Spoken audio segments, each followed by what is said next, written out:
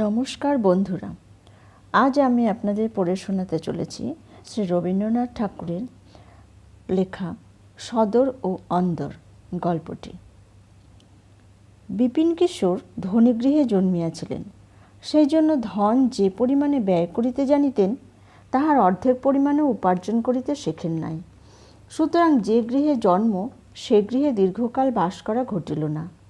সুন্দর সুকুমারমূর্তি তরুণ যুবক, গান বাজনায় সিদ্ধহস্ত, কাজকর্মে নিরতিশয় অপটু, সংসারের পক্ষে সম্পূর্ণ অনাবশ্যক, জীবনযাত্রার পক্ষে জগন্নাথ দেবের রথের মতো অচল, যেরূপ বিপুল আয়োজনে চলিতে পারেন সেরূপ আয়োজন সম্প্রতি বিপিনকিশোরের আয়ত্তাতীত।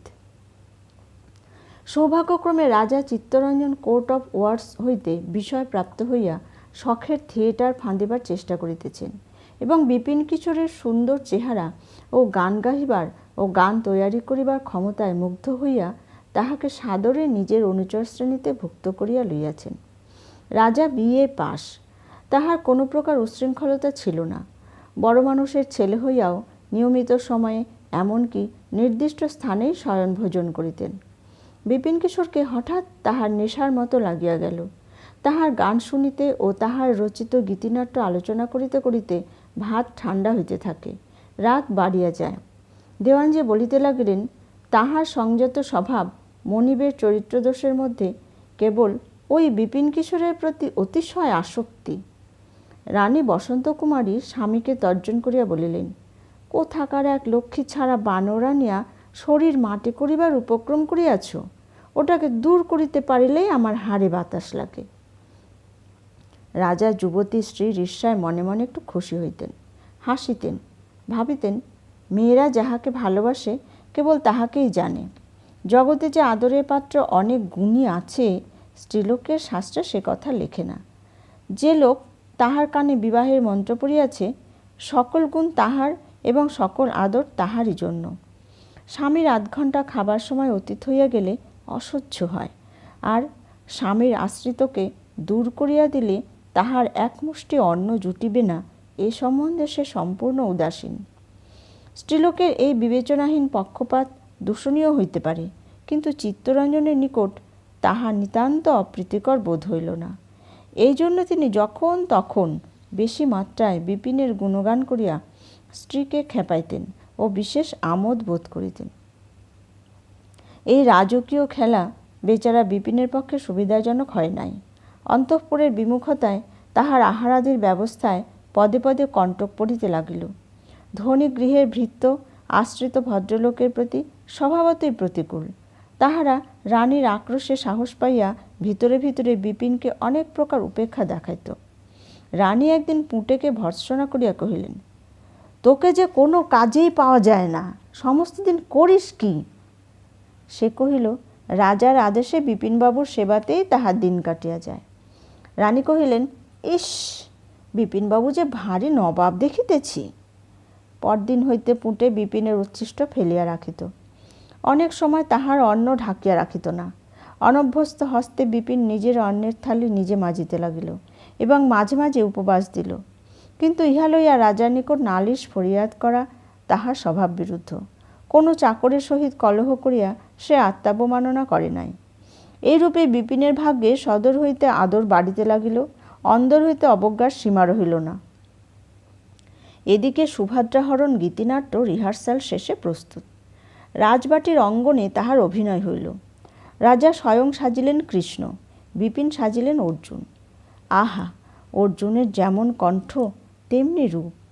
দর্শকগণ ধন্য ধন্য করিতে লাগিল। রাত্রে রাজা আসিয়া বসন্ত কুমারীকে জিজ্ঞাসা করিলেন, কেমন অভিনয় দেখিলে? রানী কহিলেন, বিপিন তো বেশ অর্জুন সাজিয়াছিল, বড় ঘরের ছেলের মতো তাহার চেহারা বটে, এবং গলার সুরটিও তো দিব্য। রাজা বলিলেন, আর আমার চেহারা বুঝি কিছুই নয়, গলাটাও বুঝি মন্দ? রানী বলিলেন, তোমার কথা আলাদা, বলিয়া পুনরায় বিপিনের অভিনয়ের কথা পারিলেন।